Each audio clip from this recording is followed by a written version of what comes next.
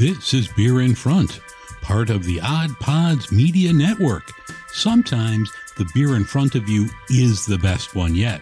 I'll talk about some old school beers that maybe you've forgotten about, some new beers that have the potential to be a classic.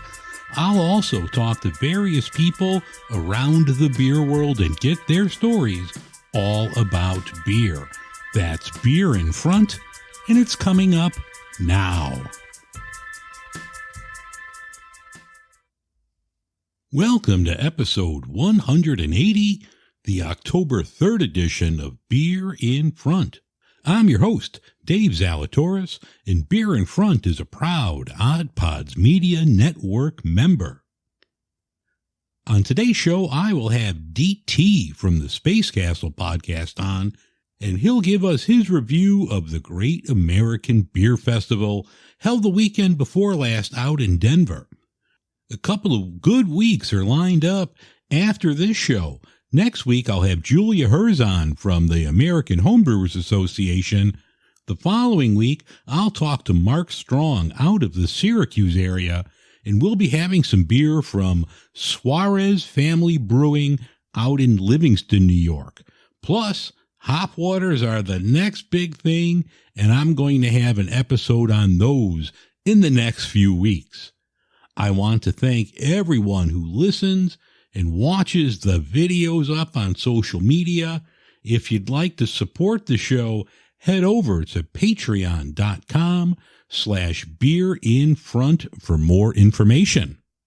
The back hasn't gotten any better. So this episode comes out Monday night, Tuesday morning. So Tuesday morning, I have to go see an orthopedic doctor to find out what's wrong with my back. So I've officially reached the age where I'm going to orthopedic doctors. Please help me. I mentioned a few weeks ago that Ruby and we went over to the new Smoke Steak here in Chicago, and that was one of the best meals I've had. They sous vide their steaks and then sear it. First they smoke it, which of course, because it's smoke, but then they sous vide it to the temperature that, you like your steaks, and then sear it on a pan with a little garlic butter. Well, over the weekend, I did that for myself, and Moira had a part without the garlic butter.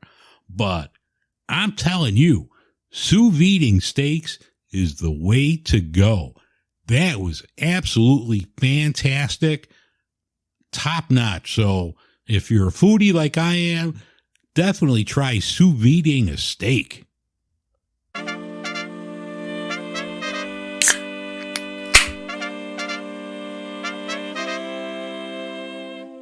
didn't really see any beer news this week, but the other day I stopped and picked a growler up. I haven't had a growler in years. It's probably the pandemic, so 3 years.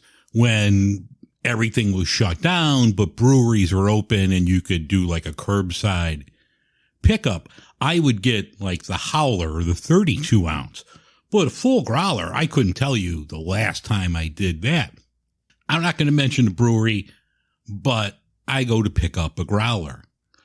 I know everything's gone up, but the growler and the new bottle, because I didn't have one, that was pushing $30. And I don't know how anyone does it. You're talking 4 pints of beer for $30. Was the beer good? Absolutely, it was good. I don't know. I think in the future, I'm just going to buy a 4-pack and save myself some money, and I don't have to consume all 4 pints of beer in one sitting, because even the last glass that I had was getting flat. So yeah, I don't know. Are you buying growlers? And if you are, let me know. But, when growlers came out, and I remember, this was 2010, maybe 2011. I was going through some personal shit, drinking way too much, and it wasn't good for my mental health, my health, everything like that. But I would drive, because there wasn't a brewery on every flipping corner like there is now. But I would drive, and if you're from the Illinois area, you'll know what I'm talking about. Glenview, I would drive from Glenview all the way to Revolution and pick up a growler of, their anti-hero, or it was called Fist City back then, I believe, was their pale. So I would drive once a week to Revolution, maybe twice a week, to get a growler, drive back to Glenview, and then sit on my porch and, knock off a growler. I'd pull out the Sonos speaker and listen to tunes and hang out with my old dog Jenny and just sit out there and be depressed and shit like that. But who drinks a growler anymore? So if you're still a fan of growlers, I want to hear about it. Let me know, email me, DM me on social media. But yeah, the cost it kind of took me aback. Like, oh shit, almost $30 for a growler. I mean, at that point, you've already committed. You can't say, no, I don't want it.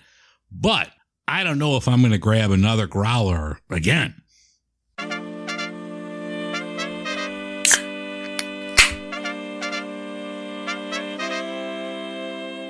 All right, last weekend was the Great American Beer Festival. I had a special correspondent, DT from Space Castle. He's joining me now. He was on the show last year for the Beer in Front Awards. DT, you've had a few days to recover now. How you feeling, brother? Still not 100% if I'm honest, Dave. Great American Beer Festival is something else, man. And it's not just the one day. It's a big event for friends and family where about 20 of us get together every year from all across the country. And we get started on Thursday night and we don't stop until Sunday evening when everybody has to go to the airport. So it's a full weekend of drinking and eating and wandering around and laughing and catching up. It's wonderful. How many years have you gone? Oh, I think this is my 4th or 5th, I think. Okay. Yeah. COVID kind of put a stop to it for a while, but it kicked back off last year. So yeah, I gave your liver a chance to recoup, gave you a nice little break. No, never. Yeah. I got to stay in shape. Yeah. For those that are new to my show and they're not familiar with yours, can you tell everybody about yourself and Space Castle? Yeah, absolutely. So I'm DT. I'm the host of Space Castle. You can find it at youtube.com/@SpaceCastleShow. They did an excellent job of making those URLs really, really difficult. I would like to say a lifelong beer enthusiast, but I've only been one since I was 21. Otherwise, that would be illegal. But I love everything. I'm a big, huge fan of super hoppy IPAs, really rich, deep, thick stouts, and everything in between. So yeah, I'm a big aficionado and a big fan of what comes to going out to GABF every year and hanging out and talking to brewmasters and trying all kinds of beer and feeling like terrible, awful crap the next morning, and then continuing drinking with the hair of the dog to get rid of that feeling and just keep on going. So yeah, that's how that weekend goes. Well, before we start talking about the beer festival and beer, we have to be two of the saddest people in podcasting right now, because you're a Broncos fan and I'm a Bears fan, and somebody's got to win this week. Not necessarily. It could be a tie. Yeah, it could be just like 3-3 or 0-0. Honestly, man, I don't even know what to think about the Broncos anymore. That's not true. I have a lot of opinions, but this is a beer show, and I want to bore your listeners. But man, there's a lot of problems top to bottom with both our franchises, and this is why we drink, right? Yeah, absolutely. We should have a bet. Oh God, going for. I mean, I'm recording this. We're recording this on Wednesday, the 27th, so I'll have it out a couple days after the Bears game. But yeah, I'm not looking forward to that. Then my other problem is my other team are the Jets. Ooh. I'm really screwed. So for the longest time, my other team was the Cardinals, and they're not doing so great either. So I grew up in Phoenix, Arizona. I live in the suburbs around Colorado, or Denver, Colorado now. So yeah, I think I might be cursed, honestly. Yeah, I think we both are. So yeah, it's not good for us. I think I'm going to switch to being like a Niners fan or a Chiefs fan and just run them into the ground. Yeah. I see you drinking something nice and dark. What are you drinking right now? Yes, sir. I am drinking La Roja. It's a boysenberry and guava sour from Jolly Pumpkin Artisan Ales in the Ann Arbor area of Michigan. So I visited there in Arbor about 8, maybe 9 years ago. Damn, I think it's 9 years to the day. Fell in love with the staff there, fell in love with their beers, this one in particular. And thankfully for me, they do a fair amount of distributing. So this beer has actually changed quite a bit over the years. It used to be more of like a red sour. Now it's more like a fruity, heavier, thicker, like, viscous sour. But each iteration I've loved as much as the previous one. And I'm lucky I'm able to still find it out here in Colorado too. So, yeah. Yeah. I mean, we only get a couple of theirs here, but everything I've had from them has been phenomenal. Yeah, dude, the vibe at their brewery is so much fun too. They have multiple breweries out in East Michigan. And the one I went to, like I said, was in Ann Arbor. And it was just this little, like, almost like nondescript place aside from the logo on the door, where it's just like a brown wood paneling on the outside, almost like something you'd see in like a horror movie or something, which is kind of fitting for their theme. But you walk in and it really was just so warm and inviting. And I did a flight of beers, and La Roja was the one I fell in love with the most, despite the fact that all the beers were wonderful. But I keep coming back to this one, like especially like spooky season, like we're in right now. It's just one of those awesome like fallish type beers. Yeah, I'm finishing off because I had to buy a case of that damn Voodoo Ranger for the show a couple weeks ago. Sorry. So I'm almost done with that, but I'm going to have from Art History. This is an Italian style Pilsner, Bella Strada. So I'm looking forward to this. Art History is really good in this one. And I love Italian Pilsners, but the malt that they use is a malt from near Venice. So they actually are going all out with an Italian malt. So I'm looking forward to having this in a couple minutes. Sounds phenomenal. Let me know how it is. Yeah, I will. So the Great American Beer Festival, I've always wanted to go. Do you feel that this is something every beer geek needs to do at least once in their lifetime? I absolutely think so. Yeah, it's such a great event to try beers from all across the country, talk to brewmasters from all across the country, and meet random people who love beer just as much as you do.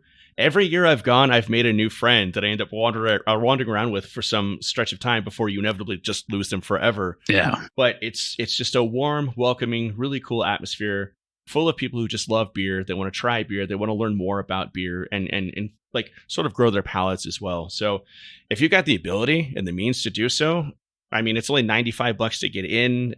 If you can, swing the airfare and the hotel price and whatnot, I would absolutely recommend it. It's a great, great time. What's the hotel prices like? How much do they gouge those for the weekend? Oh, it's not great. Yes. Yeah. So the thing is because it's such a big event and it's so popular, what you want to do is book your hotel well in advance.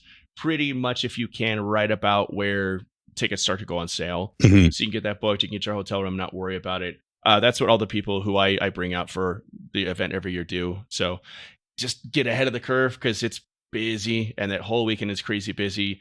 Everything within like a mile radius after each of the sessions is like impossible to get into. You're going to do some walking. So it's a big deal, but it's so worth a hassle if you're able to come out.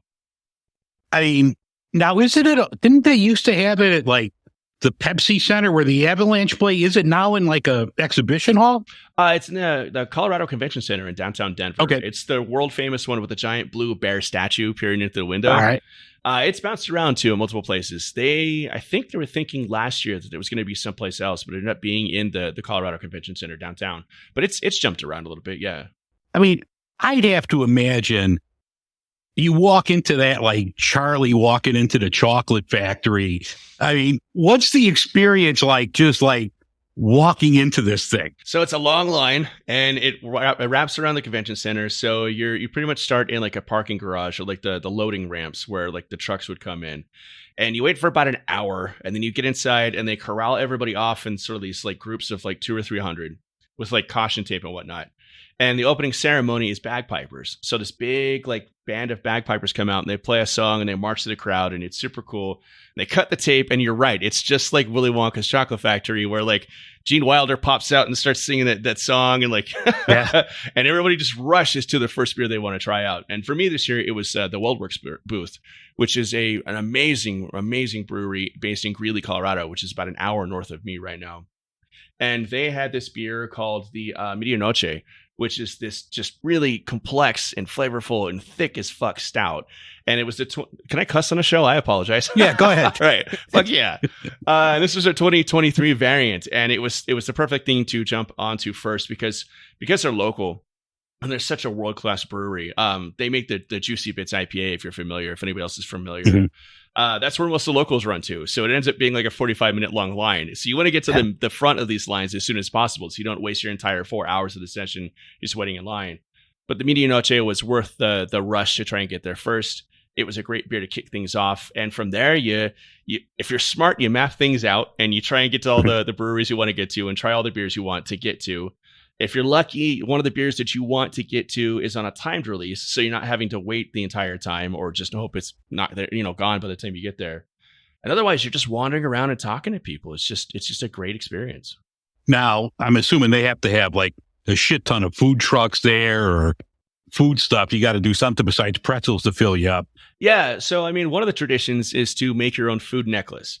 So It used to be, and they've gotten a little more strict about it now, is anything you could tie around your neck, you were able to bring in. So in previous years, I've seen dudes with like hamburgers strung around their necks, slices of pizza in Ziploc baggies or like little boxes. You can actually buy pretzel necklaces there too, which is cool. For me, we always get like a lunch beforehand and go out to dinner after the festival. So like trying to make a necklace isn't really part of our whole experience anymore. But in previous years, it was almost like a challenge to see what you can get away with on your necklace and if you can get let in the door with it. But yeah, they've got food trucks set up. They have some local restaurants and some other ones. And outside the convention center, you're right near the 16th Street Mall and whatnot. So there's plenty of places to keep eating and drinking after you're done. So yeah. When you're trying all the different breweries now, are they 1 ounce pours? Are they pretty strict with that, or you get a little bit more? They are not that strict. They should be. All right. You get a commemorative glass. In previous years, it was actual glass. In years before that, it was plastic. They went back to plastic this year for a number of reasons. And the actual cup itself varies in size, just whoever ends up designing it and manufacturing it that year. This year was relatively small. It was sort of like a goblet shape. I think I sent you a photo if you want to throw that up on your social media and whatnot. And they're supposed to give you an ounce pour, just enough to like get a fair sample of the beer, be able to smell it and taste it and kind of swish it around and whatnot. But no, brewmasters, especially towards the end of the night, they get pretty liberal. And there was one time when I was there a year ago, and I don't know if I should say their names. I don't want to get them in trouble. But there was no one listens to this show. Don't worry about it. There's this brewery in Tampa, Florida called Big Storm, and they're amazing. A bunch of really cool guys. And they make this killer quintuple IPA called the Category 5. And I was chatting up one of the brewmasters last year, or maybe 2 years ago. I don't know. It's hard to keep them all straight, honestly. But I had made a food necklace that year, and it had like bags of popcorn and chips and pretzels and cheese sticks and beef jerky and stuff. Like, we went all out that year. And he's like, man, I'm starving. I was like, dude, you want a bag of popcorn? He's like, dude, really? I was like, yeah. So he gives me a koozie, and then he fills the cup, which is probably like 6 ounces of this like quintuple IPA, and that was enough to get me buzzed, honestly. Yeah. So yeah, the necklaces are still a big part of it. The liberal pours, they're not supposed to, mostly because they don't want to run out of their their beers and whatnot. But yeah, it's still a part of it. And if you're cool and you chat people up, like they'll hook you up. It's cool. Yeah. What's the Uber and Lyft line when people are filing out of that place like? I don't even bother because I'm sure it's so expensive that I don't even want to know. I am fortunate enough where I live right near a light rail station, and the light rail goes literally to the front door of the convention center. So I just jump on that, ride for 45 minutes, and I'm golden. I don't have to worry about driving. I don't have to worry about catching an Uber or anything like that. So yeah, it's all good for me. But man, I can't imagine how much they increase the rates for Ubers right around the surge has to be just crazy. Even if drivers want to go out, who wants to pick up a bunch of drunk people, puking in their back seats? Well, here's the thing, though, is Great American Beer Festival, it's not really about getting drunk. You'll on very rare occasions see somebody who's had a little bit too much and are stumbling around, but the vast majority of people go there because they want to try a bunch of different beers. Of course, everybody wants to get a little bit drunk. I mean, that's the fun of it. But it's also the educational thing, too. You'll be able to talk to like all these different brewmasters and try beer from all across the country. Bucket list beers, like brewers are known for bringing in some of their more rare and hard to get stock. Like Sam Adams brings Utopias every year. This year, Russian River Brewing out in Santa Clara, California, they brought a double dry hop Pliny the Elder, which I'd never had before. Oh. I've had plenty of Pliny, but I've never had double dry hop because they don't distribute I've seen it in cans around, but I've never had that. Yeah. Oh, it's wonderful. It was wonderful. Yeah. Santa Rosa. I said Santa Clara. It's Santa Rosa. I apologize. Yeah, Santa Rosa. Yeah. Well, I'm going to crack open the Bella Strada from Art History here, so I'll let you know how that is. Absolutely. Do you want me to talk so much myself? No, that's fine. Was there a brewery there or a beer there that you didn't know anything about, and you were just like pleasantly surprised by, like, oh, wow, I need to have more from this place? Actually, yeah, there was one place from Fort Worth, Texas, and they were called Martin House Brewing. And it was a super cool beer where it was called the Palo Pinto, and it was a Bloody Mary beer. And you drink it, and it was like drinking V8. It was so thick and viscous and just pungent, and it tasted like a Bloody Mary. It was insane. We went back for seconds and thirds, and they also had a pickle beer there called the Best Made Pickle Beer, I think. So we got the brilliant idea to combine the two. So we asked them if they could like pour a little bit of the pickle beer into the margarita, or I'm sorry, the Bloody Mary beer. Mind blowing, just completely. I would be shocked if they didn't start doing that in their actual tap house. It was just it's like a black and tan. Yeah, exactly. Yeah. Like I want a case of it just for like hangovers. Like it'd be amazing. Yeah. Like a little bit of hair of the dog, fool yourself into thinking you're drinking a V8. Like it'd be wonderful. But that was one of the beers that actually stole the show. We went back multiple times. Like every time we went past their booth, we'd be like, let's get some more of that Bloody Mary beer. It was great. Do they distribute to you and all or not? I am going to have to look them up. I'd actually never heard of them prior to this, but now I'm an instant fan. So I got to see if they distribute or if I can maybe buy their beer off of one of the delivery services or something, because I was just blown away. I hope it's not like an exclusive they had for, just GABF, because I'd love to taste it like in a proper can with like proper aeration and really get the full experience. Well, I work for an airline whose main hub is Dallas, Fort Worth. So I can always put the word out, see if I can get some and get it out your way. That'd be amazing. Yeah. Yeah. Hell yeah, dude. Hello, friends. This is an AI version of John. Lauren has the power to make me say anything she wants me to say. She decided that I needed to tell you to listen to the Beard Al podcast. It's the podcast where we talk about two of the best things in the world, beer and the wonderful Weird Al. She also wants me to tell you that she rules and I drool. Lauren is awesome. I smell like feet. Go listen to the Beard Al podcast, available wherever you get podcasts. Lauren is the best at running the show. I'm just side talent. Lauren is so great.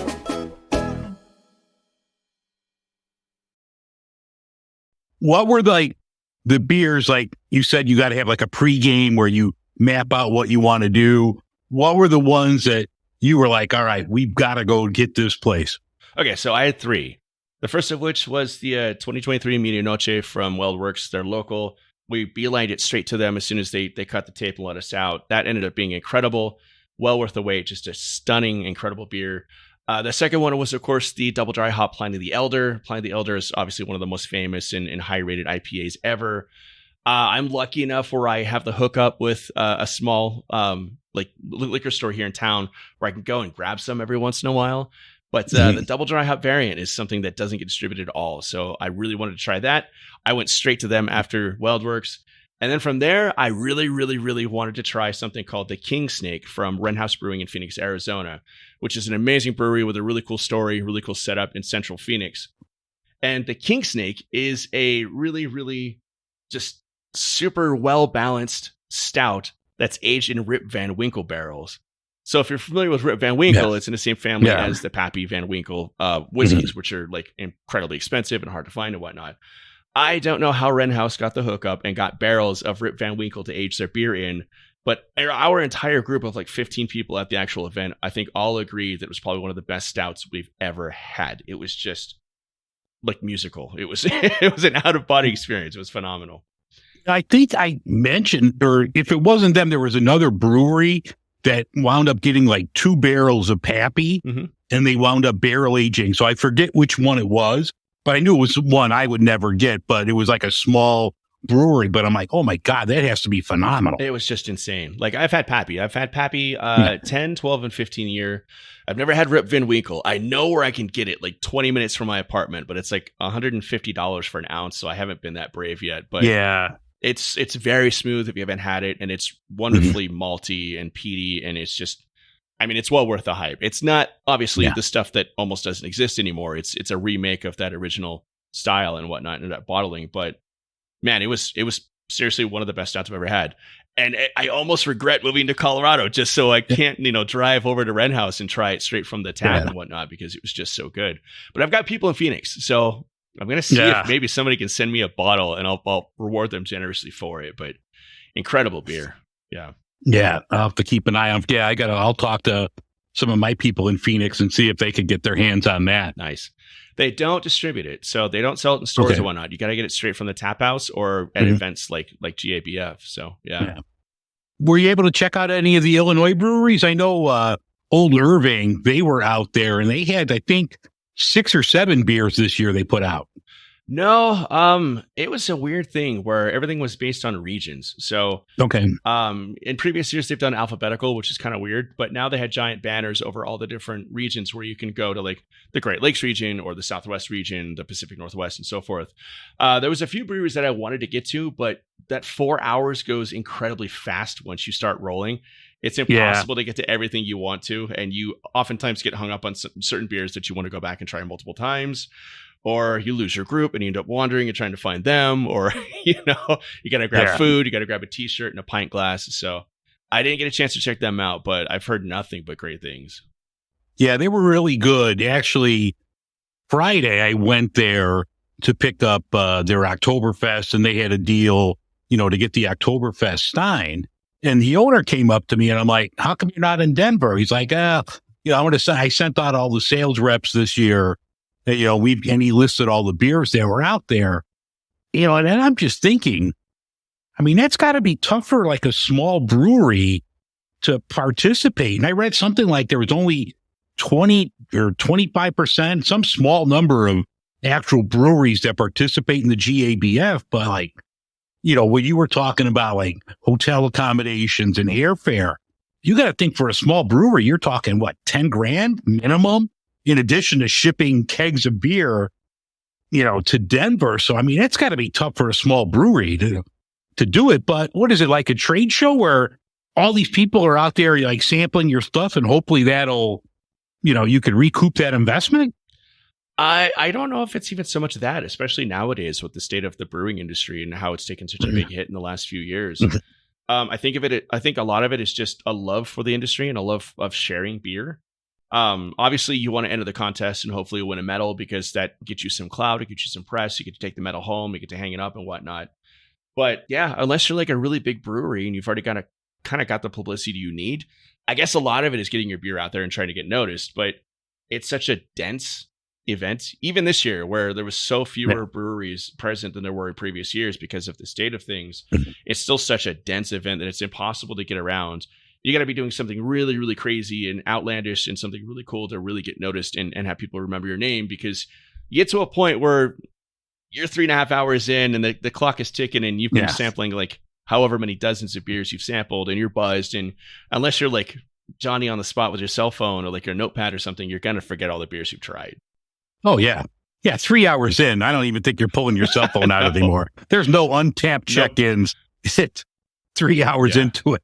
No, but I was going to say, you end up comparing notes with your buddies afterwards. So, I mean, you were like, what was that one beer that we really loved? The espresso beer that blew everybody away. And it's like, oh, yeah, it was such and such. But yeah, I mean, like you said, you get to a point where you forget to do the untapped or to, even speak coherent words. Yeah, I know. The Festival of Barrel Aged Beers is going to be the first weekend in November here. And I have tickets for that. And yeah, I know that's not going to be pretty because there's no sessions at the Barrel Aged Beer Festival. Oh, it's just open? Like you just go? Yeah, well, yeah, but it's all, barrel aged stouts, everything is a barrel aged beer. Incredible. So yeah, nothing's 4%, I don't think. I know. Yeah, dude, if Wren House ends up being there, I don't know if they're going to or not, but if you get the chance to try the King Snake, it's out of this world. It's fantastic. Yeah, I'll definitely keep an eye out for them. It's weird. We were talking like the amount of breweries that are going out there. I was looking at like Maine, and Portland, Maine is such a huge beer community, in Massachusetts, but Maine and Massachusetts only sent one brewery per state, and that was Allagash and Sam Adams. So that kind of struck me as odd. Like you would think like these huge beer communities would be sending more people out there. So, but yeah, like I said, they grouped it by region this year. There were some regions that were pretty barren, and it was kind of wild to see like one or two booths, like you said, and like the like New England basically. Sam Adams had the biggest showing. They always get like a big, huge central booth. They've always got the countdown to the release of Utopias where everybody gets in line. But yeah, there were some regions that were just almost not present at all this year, which is sad, obviously. Yeah, I mean, you almost kind of wonder if if you could break the festival down into regions, like you could have the great, Southeast beer festival or Midwest or, whatever. So maybe it'd be more affordable for breweries to go. I don't know. Maybe we should do one. The great taste of the podcasting community. The Beer in Front Festival. I would fly out for that. There That you sounds go. incredible. My buddy Dave is the MC with got- the opening ceremony and whatnot, handing out medals. That'd be amazing. I got room in the house. You could always crash here. You're on, sir. What's coming up on the Space Casual show? What do you got for everyone coming up? Anything new, exciting we should all look forward to? I'm always writing, so it's always a matter of like which script do I want to end up shooting and editing and adding graphics to this week. It's something different every week. So the show is basically me out in deep space, exploring space for all things nerdy, talking about pop culture. Sometimes it's like current stuff. Sometimes it's old stuff that I just want to talk about. The most recent episode was about the new Monster cereal that just came out this year. I'm a big fan of Count Chocula and Blueberry and stuff like that. So that was a fun episode to do. I've got some really special stuff that I don't want to reveal just yet with special guests. I'm working out ways to like bring special guests on the show, and I've got some ideas for some really cool people. So that'd be cool too. But it's all stuff that I'm playing pretty close to the chest at this point. Sorry. You're big on pop culture, everything. I've been out a couple of weeks. I've got a bad back, so I'm just waiting to get clearance to go back to work. So I've been catching up.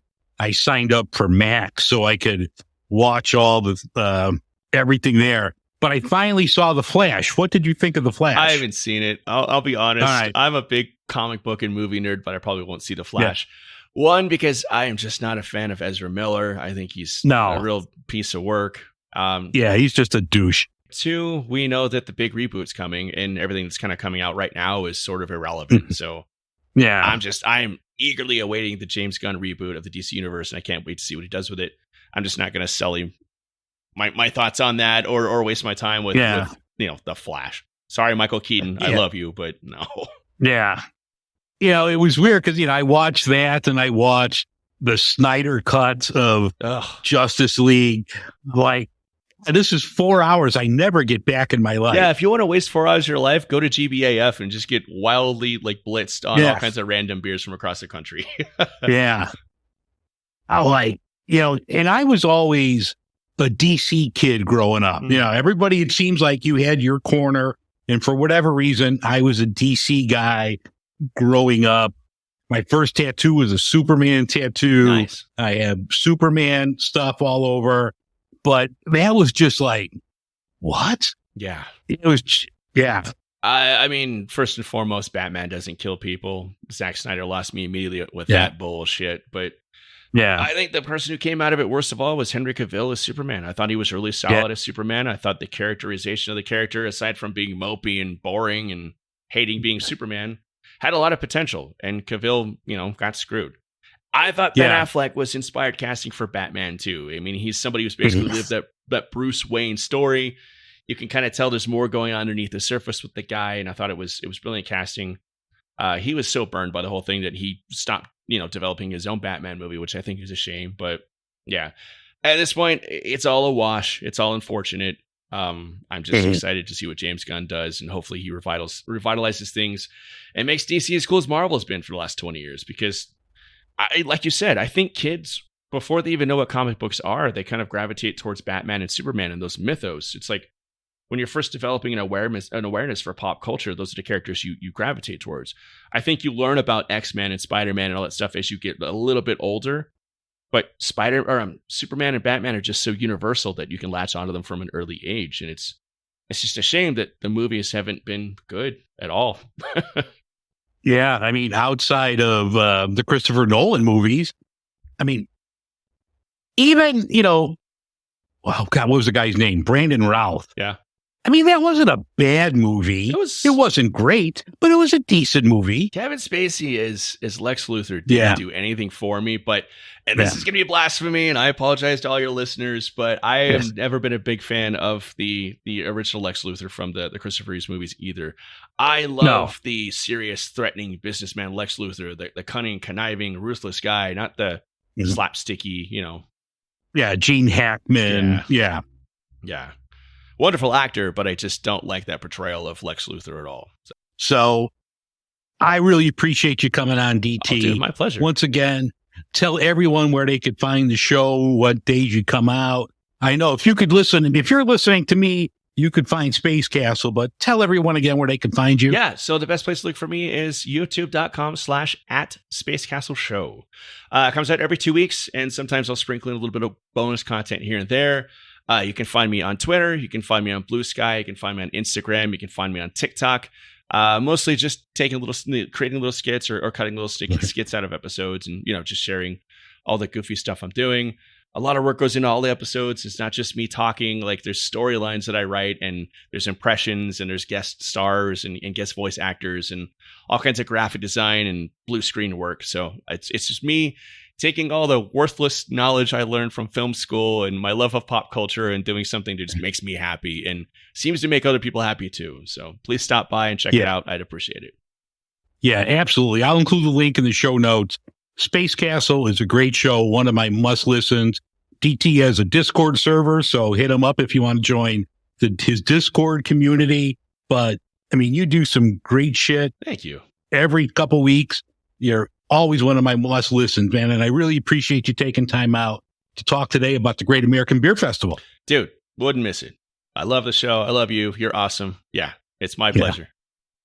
All right, so when we come up with our great taste of the Midwest, I got a room for you, brother. Absolutely, man. And dude, come out to GABF, dude. You'd be more than welcome in our group, dude. You would fit in. Yeah. There's always, like I said, there's like 20 of us, and we roll around all weekend. We hit up the River North District where all the cool artsy breweries are and eat all kinds of food and just make asses of ourselves. You would fit right in. You'd be more than welcome. So we'll see you next year. Yeah, and I don't know why I don't, because I work for a fucking airline, so it's not like I, don't have to worry about plane tickets. I could just get out there. I mean, generally that time is kind of full, so I'd have to, connect through Dallas or Phoenix or somewhere else to get there, but I get there. Yeah, dude. No, come out. For somebody who loves beer as much as you do, it is bucket list. So yeah, you need to come out. I will. All right, DT, thanks again, brother. I will talk to you down the road, sir. Cheers, man. Thanks for having me on.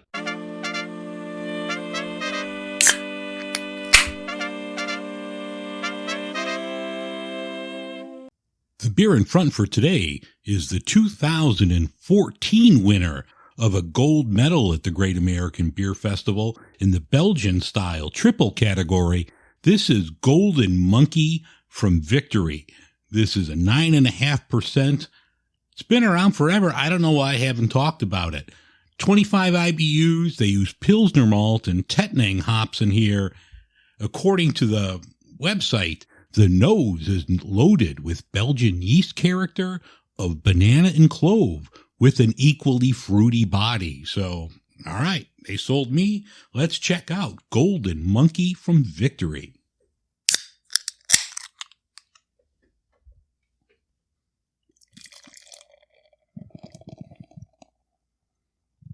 Golden Monkey is a beautiful pour. Love this color. Good foam here. Yeah, I get that yeast, that Belgian yeast. That hits me right up front in the aroma. Boy, they weren't lying when they were writing the description of the aroma. I get that Belgian yeast, and then I do get the clove and banana. It smells really good. Oh, yeah. That hits you right up front. Big, like that juicy fruit, gum flavor, Belgian yeast.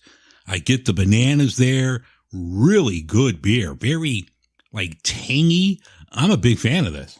Very little at the end where I think it hits you that this is a 9.5% beer, but it's delicious.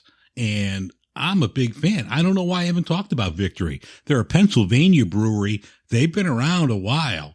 Their stuff is really good. This was actually in a 19-ounce can, and according to the can, it's best by July 25th, 2025. So this will age well according to the can, but it tastes really good. I'm a huge fan of this. If you're a fan of the Belgian Tripel style, I would definitely, if you haven't had it, definitely go pick you up a Golden Monkey. And if you haven't had it in a while, go get you another one.